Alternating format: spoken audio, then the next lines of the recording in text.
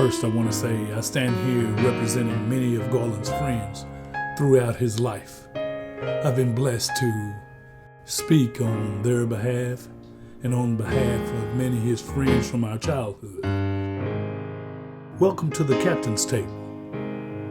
Well, this was a tough one, but I'm ready.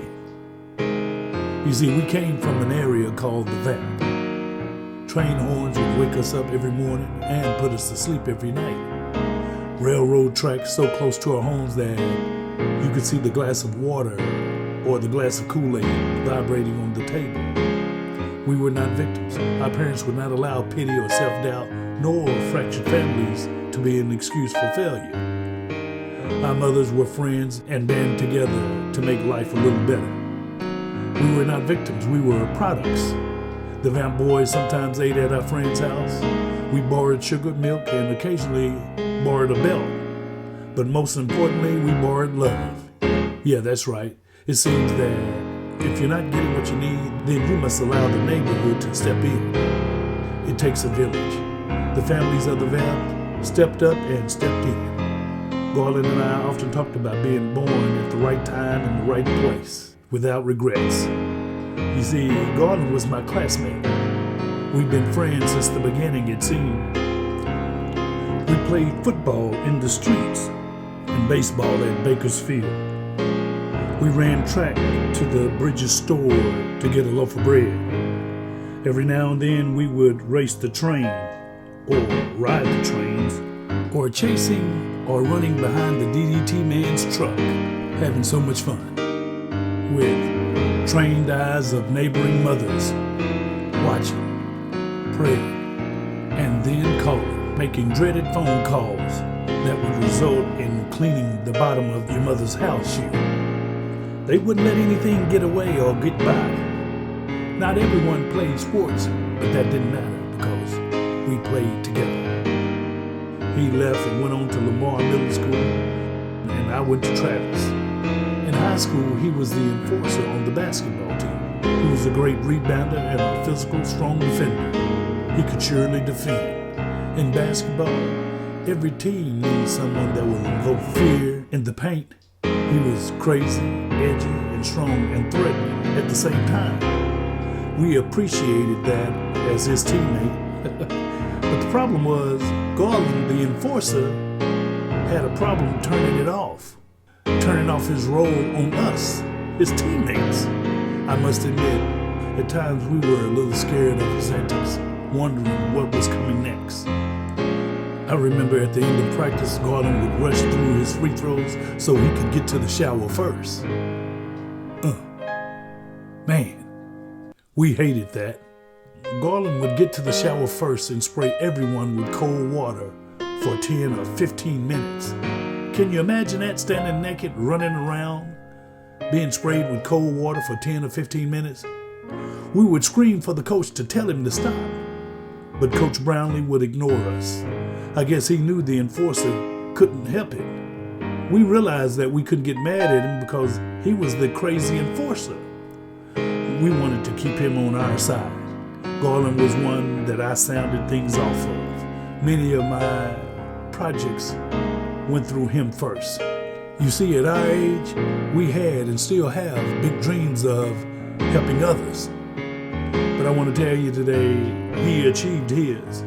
He worked hard to get here today.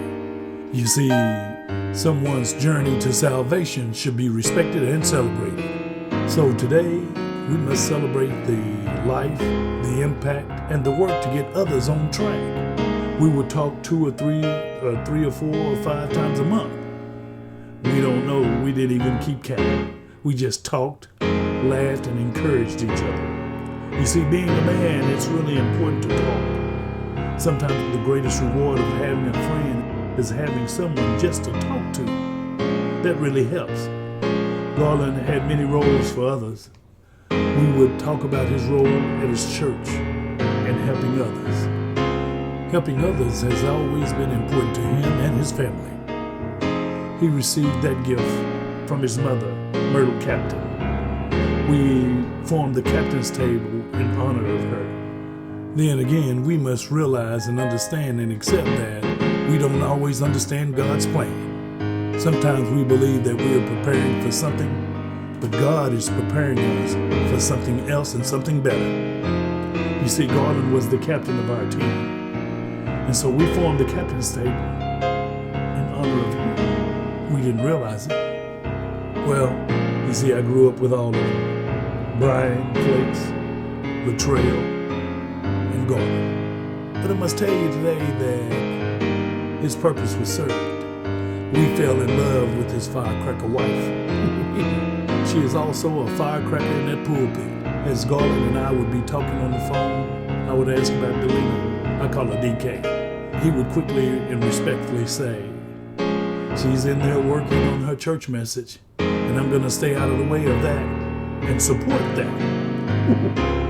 Man, he was so proud of his wife and God's purpose in their life. That's why we must celebrate today.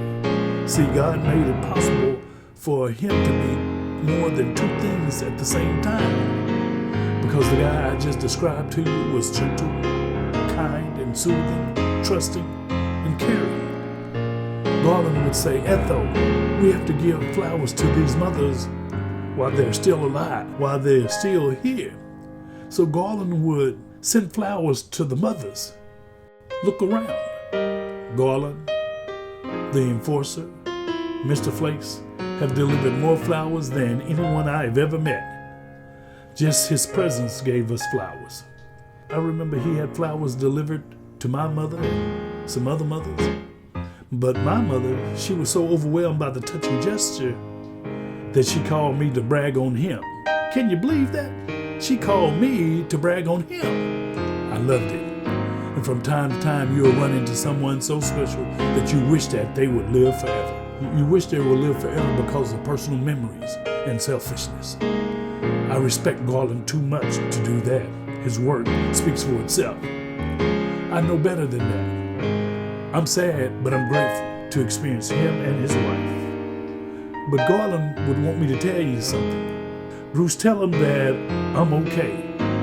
I'm not tired. Don't feel sorry for me or my family, because I hit the lottery today and I was called home as a reward for my life's purpose. I worked hard to achieve my salvation, and I got it. Tell my children to remember all that I've taught them, and my grandchildren as well, and to hold on and to keep working for your personal salvation.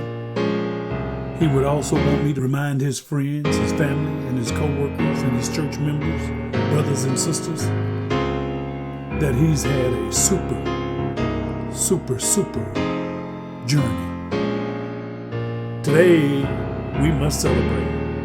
We must celebrate Garland Flakes, the man of the hour.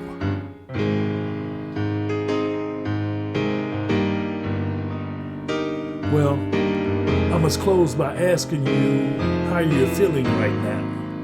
You see, Garland would like for everyone to say, super.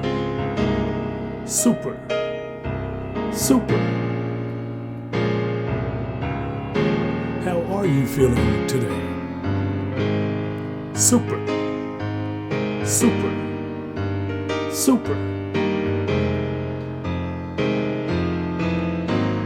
God bless you today. And I'll talk to you later. Overcome. Words for You by Bruce Etheridge from the Captain's Table. I love you, brother.